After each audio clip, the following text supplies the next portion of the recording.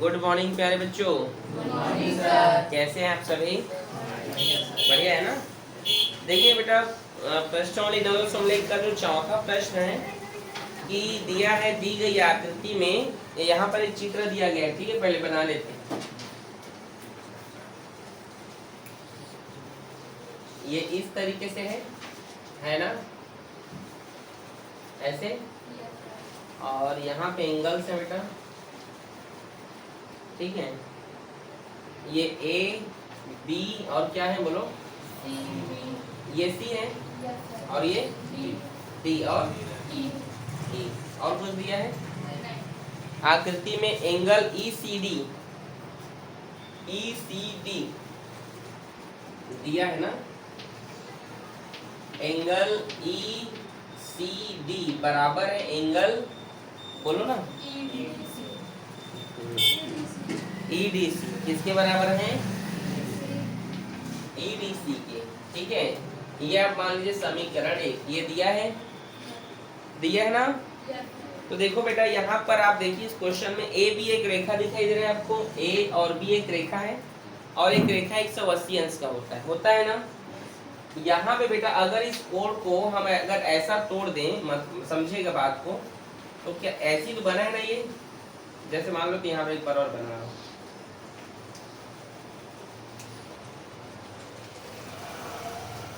अगर बीच से तोड़ दें तो ऐसी बना है ना, ये बना है कि नहीं।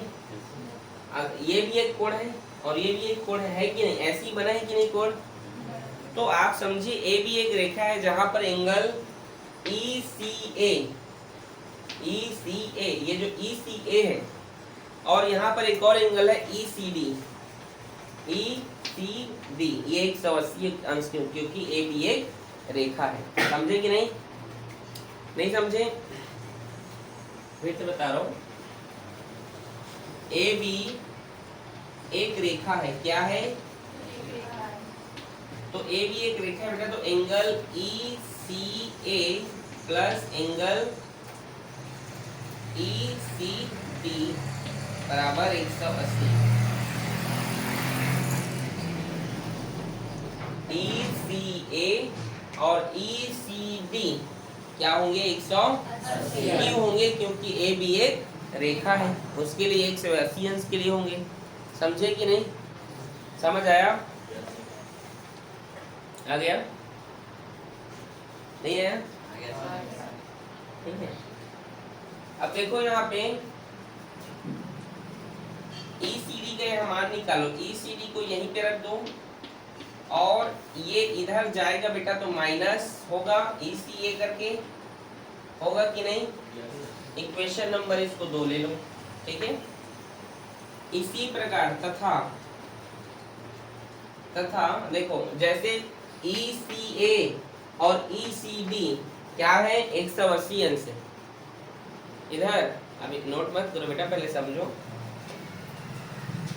तो EDB देखो, ECA और ECD 180, तो EDB और EDC ये क्या होगा? 180 होगा। ये भी क्यों होगा? क्योंकि एक रेखा है ये भी। ठीक है, कारण क्या है? वो एक रेखा है। Angle EDB plus angle EDC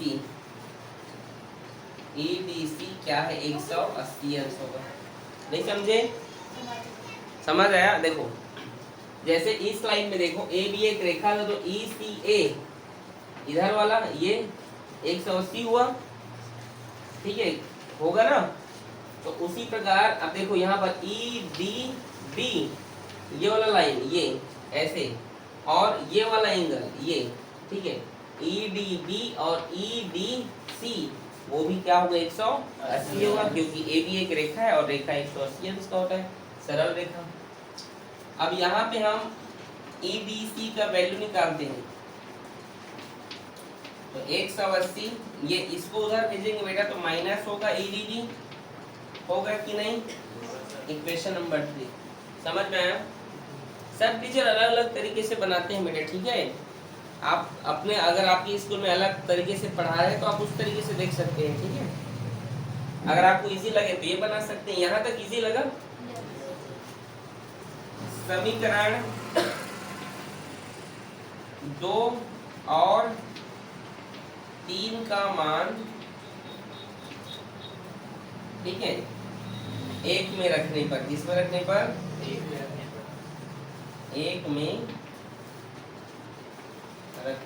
एक में रख देंगे बेटा।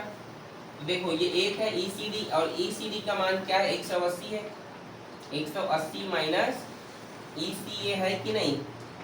बराबर, ये बराबर है EDC का मान। और EDC का मान क्या है? देखो 180 माइनस एंगल EDB। समझ आया? आ गया? नहीं है? देखो समीकरण 2 इक्वेशन 2 एंड इक्वेशन 3 का जो वैल्यू है ना, इक्वेशन फर्स्ट में डालना है। ये इक्वेशन फर्स्ट है ECD, ये देखो है ना ECD, और ECD का मान देखो क्या दिया है। हम ये 2 और 3 को हम इसमें रखेंगे, तो ECD का मान क्या दिया है? ये दिया है, तो यहाँ पे रख दिया। EDC का मान ये दिया है, उसको यहाँ पे रख दिया मैं बराबर करके। अब समझे? अब समझ आया? इसके पहले नहीं आया था, अब आया? ये 180 कट जाएगा। क्यों कटेगा? क्योंकि दोनों समान है और दोनों बराबर के बाहर है। बाहर है मतलब दोनों बराबर के उस साइड और दोनों प्लस में है। अगर ये माइनस में होता, इसके आगे माइनस होता और ये प्लस होता तो नहीं कटता हो। दोनों का चिन्ह समान है और दोनों संख्या समान है तो कटेगा। ठीक है, ये माइनस चिन्ह है बेटा, ये माइनस है ना, ये भी माइनस है, तो वो भी कट गया। यहाँ पे बचा एंगल ECA बराबर है बेटा एंगल EDB के, और यही है कि आपको प्रूफ करना था। यही सिद्ध हो गया। ये सब टीचर अपने अपने तरीके से बनाते हैं, आपको जो इजी लगा। अगर आपको ये इजी लगा तो आप ऐसा बना सकते हैं। आपके स्कूल में टीचर ये सिद्ध वाला पीछे में नहीं दिया होगा, सामने में दिया है, उसका आंसर सिद्ध करो, ऐसा आना चाहिए। आया है ऐसा? ठीक, नोट करो।